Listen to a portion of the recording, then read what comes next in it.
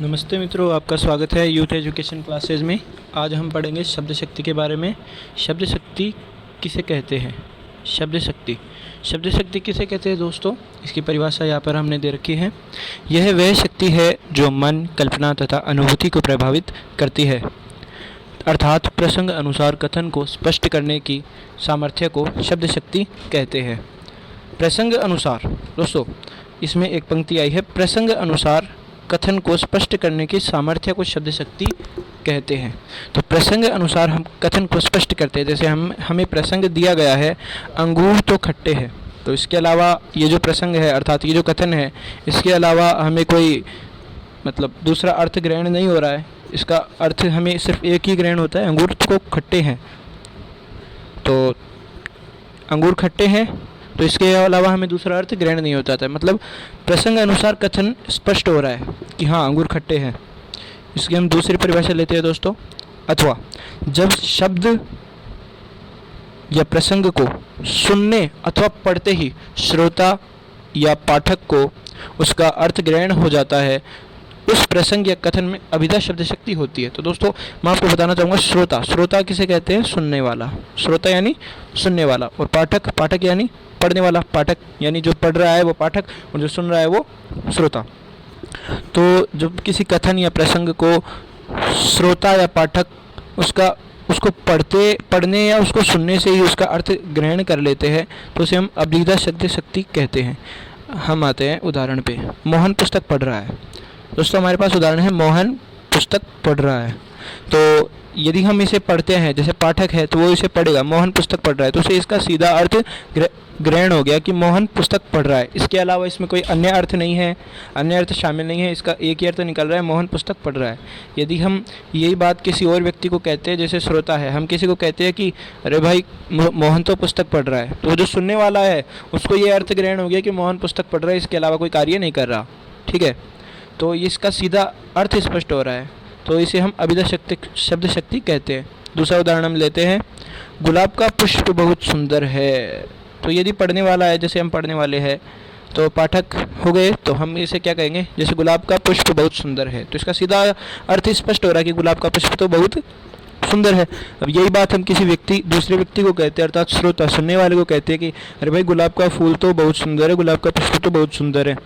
तो जो सुनने वाला है उसको भी ये सीधा अर्थ ग्रहण हो गया कि गुलाब का पुष्प बहुत सुंदर है। अर्थात जब शब्द या प्रसंग को सुनने अथवा पढ़ते ही श्रोता या पाठक को उसका अर्थ सीधा ग्रहण हो जाता है, तो उस प्रसंग या कथन को में अभिधा शब्द शक्ति होती है।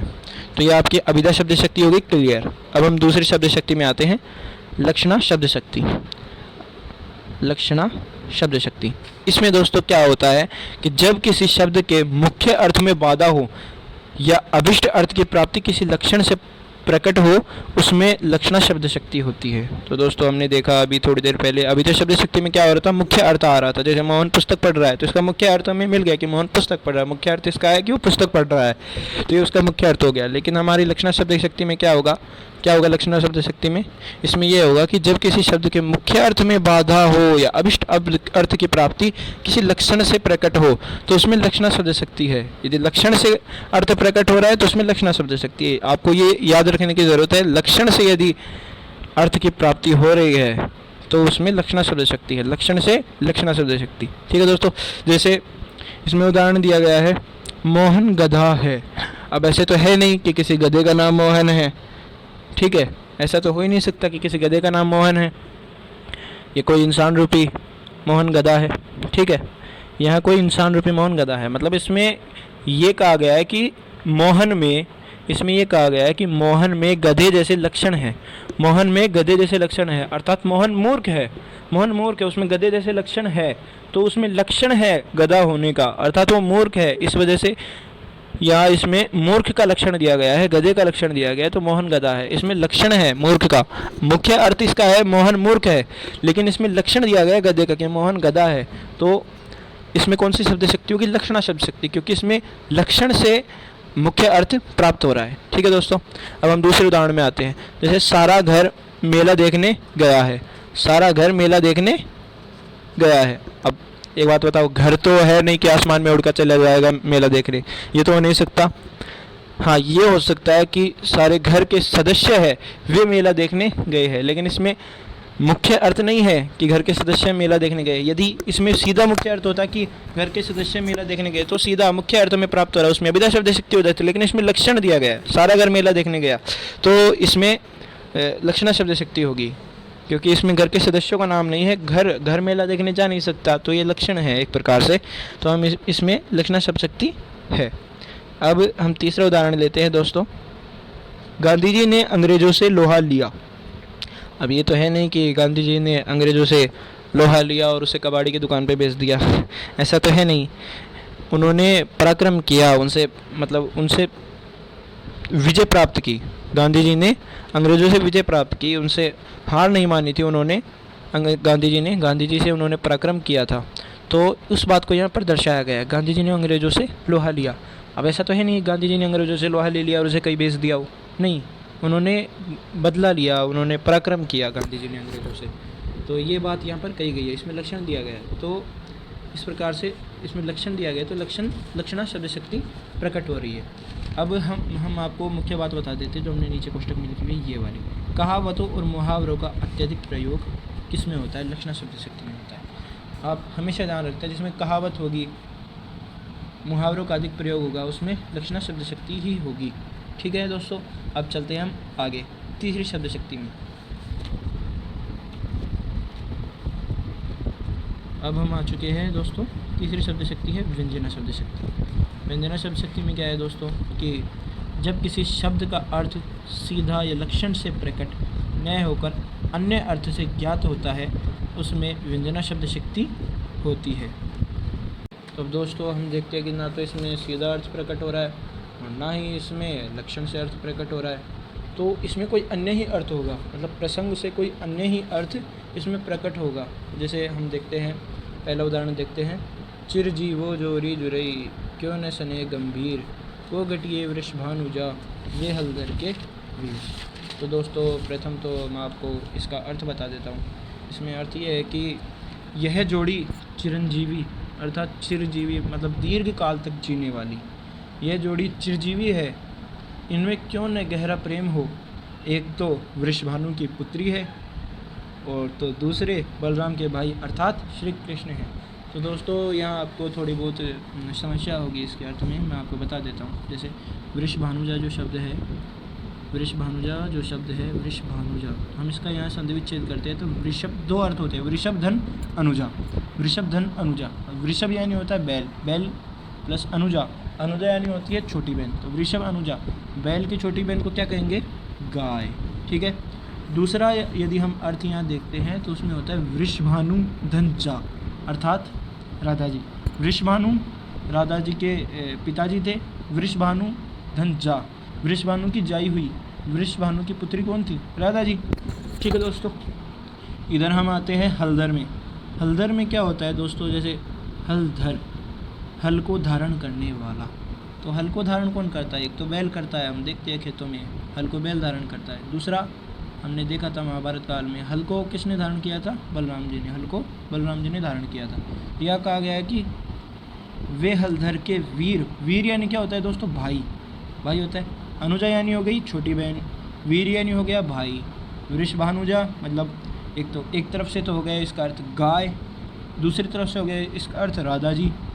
इधर आ गए हम हलदर के वीर में। हलदर के वीर में एक तरफ से अर्थ होगा इसका बैल का भाई, बैल का भाई कौन होगा? बैल, छोटा बैल।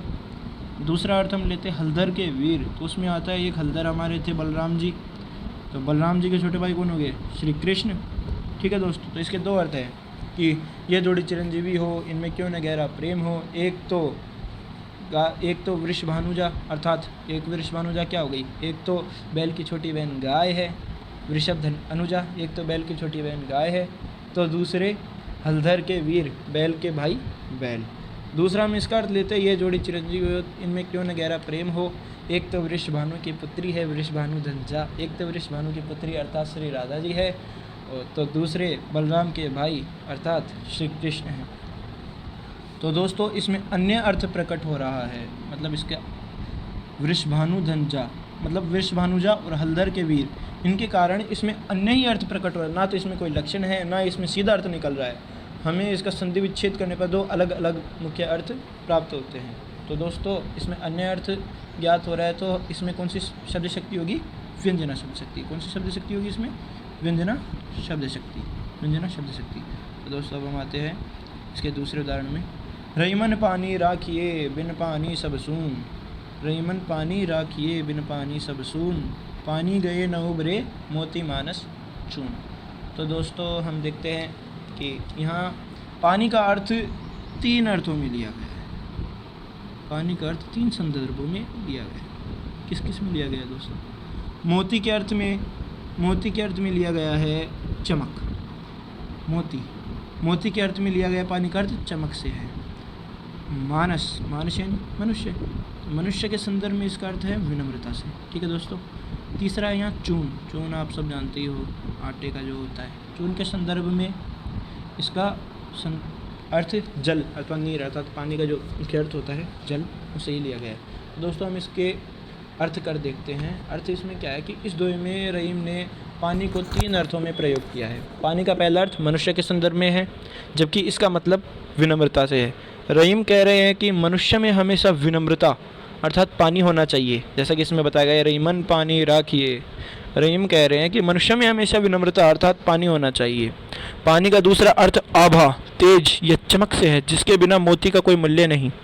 पानी का तीसरा अर्थ जल से है, जिसे आटे से जोड़कर दर्शाया गया है। रहीम का कहना है कि जिस तरह आटे का अस्तित्व पानी के बिना नम्र नहीं हो सकता है, उसी तरह मनुष्य को भी अपने व्यवहार में हमेशा पानी अर्थात विनम्रता रखना चाहिए, जिसके बिना उसका मूल्य ह्रास होता है। ठीक है दोस्तों, आगे अर्थ समझ में। तो देखिए दोस्तों, इसका इस शब्द एक है पानी, लेकिन अर्थ तीनों के संदर्भ में अलग अलग हो गए, तो इस कारण इसमें अन्य ही अर्थ प्रकट हो रहा है। तो इसमें व्यंजना शब्द शक्ति है। ठीक है दोस्तों, आगे हम चलते हैं। इन तीनों में अंतर क्या है? तो दोस्तों अब इन तीनों में मैं आपको अंतर बता देता हूँ। अभिधा शब्द शक्ति है। पहली शब्द शक्ति कौन सी है दोस्तों? अभिधा शब्द शक्ति। दूसरी शब्द शक्ति है लक्षण। तीसरी शब्द शक्ति है व्यंजना। अभी थोड़ी देर पहले हमने पढ़ा था। अभिधा शब्द शक्ति में क्या होगा? मुख्य अर्थ होगा। मुख्य अर्थ मतलब बिल्कुल सीधा सरल अर्थ, जिसको पढ़ने से ही हमें अर्थ की प्राप्ति हो जाती है, तो वो तो मुख्य अर्थ होगा। मतलब सर्वविदिक या सरल अर्थ, जिसे पढ़ने से ही हमें अर्थ की प्राप्ति हो जाती है। जैसे तुम्हारा पुत्र मूर्ख है, जिसे पढ़ने से या पाठकगण है, जो श्रोतागण है, जो सुनने वाला है, उसको भी इस बात की पुष्टि हो जाएगी कि तुम्हारा पुत्र मूर्ख है। तो उसने ये सब मतलब प्रसंग सुना, तो उसे इस प्रसंग का अर्थ ग्रहण हो गया। ठीक है, क्योंकि बिल्कुल सरल अर्थ है। दूसरा दोस्तों हम आते हैं लक्षणा शब्द शक्ति में। तो इसमें लक्ष्य अर्थ होता है अर्थात लक्षण अर्थ होता है, रूढ़ी या प्रयोजन अर्थ। ठीक है दोस्तों, इसमें लक्षण से हमें अर्थ प्राप्ति होती है। जैसे उदाहरण, तुम्हारा पुत्र तो गधा है। ठीक है दोस्तों, अब ये तो है नहीं कि इसे इंसान के गधा पैदा हो गया, ये तो हो नहीं सकता, होगा तो उसके भी इंसान ही पैदा। लेकिन इसमें क्या है कि उसमें उसके पुत्र में गधे जैसे लक्षण हैं, अर्थात वह मूर्ख है। सीधा अर्थ यदि वो कह देता कि तुम्हारा पुत्र मूर्ख है तो अभिधा शब्द शक्ति हो जाती, लेकिन उसने गधा अर्थात लक्षण दे दिया, गधे के लक्षण दे दिया, तो इसमें क्या होगा कि इसमें लक्षणा शब्द शक्ति होगी। ठीक है दोस्तों, अब हम इधर आते हैं तीसरी शब्द शक्ति में। कौन सी में? व्यंजना शब्द शक्ति, मतलब व्यंग्य अर्थ होगा इसमें। इसके प्रसंग में व्यंग्य अर्थ होगा, ना तो मुख्य अर्थ होगा, ना ही इसमें लक्ष्य अर्थ होगा। इसमें सीधा व्यंग्य अर्थ होगा, किसी अन्य अर्थ से स्पष्ट होगा। संदर्भ के अनुसार प्रेरित अर्थ, इसमें संदर्भ के अनुसार प्रेरित अर्थ होगा। इसमें संदर्भ दिया जाता है, उसके अनुसार अर्थ प्रेरित होगा। जैसे तुम्हारा पुत्र तो बृहस्पति का अवतार है। ठीक है दोस्तों, अब एक बात होता है, बृहस्पति का अवतार ऐसे तो हो नहीं सकता। ठीक है, लेकिन उसमें कोई अन्य अर्थ दिया गया है कि बृहस्पति के समान तुम्हारा पुत्र तो अत्यंत तीव्र बुद्धि, अत्यंत तेज बुद्धि, अत्यंत बुद्धिमान है। ठीक है दोस्तों, इसका अर्थ ये होगा। तो इस प्रकार इन तीनों में अंतर स्पष्ट हो गया। तो दोस्तों आपको आसानी से शब्द शक्ति समझ में आ गई होंगी। तो मिलते हैं अगले वीडियो में, और चैनल को जाते जाते like, share, comment and subscribe ज़रूर कर दें, और बेल आइकन को दबा दें।